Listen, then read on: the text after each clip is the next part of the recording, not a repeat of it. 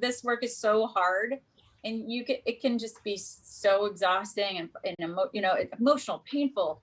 It's just, we're trying to do really difficult things. And so you have to have kind of a support team where you're supporting each other and figuring out hard problems together and going through difficult experiences together and like going through big successes and celebrating them together.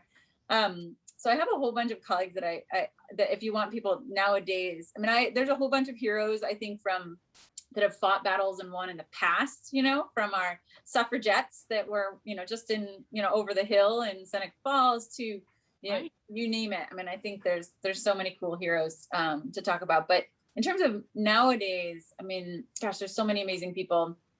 The founder of Generate one of the founders of Generate Capital, who pulled me in, is a guy named Jigar Shah, who I highly recommend everyone follow, because he's recently joined the Biden administration and is doing great work at DOE. And he was one of the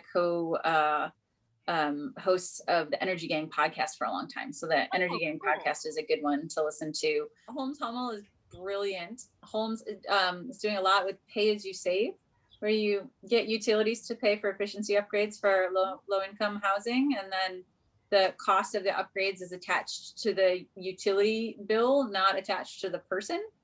Yeah, if you don't know Holmes already, she's definitely someone you should know. Yeah. What's the biggest thing? What's the biggest initiative that people should know about right now? At this point in time, I feel like most important thing for people to do is engage in our messy democracy and be politically active. That's the kind of foundational and core. And I also think the other, so that's just, that is core. I think the risks to our democracy are bigger than we maybe want to acknowledge. And the only way we address these, to come full circle back to where we started the conversation, the only way we address these huge systemic problems is with huge systemic solutions like policy shifts. Thanks for taking 2 minutes to change.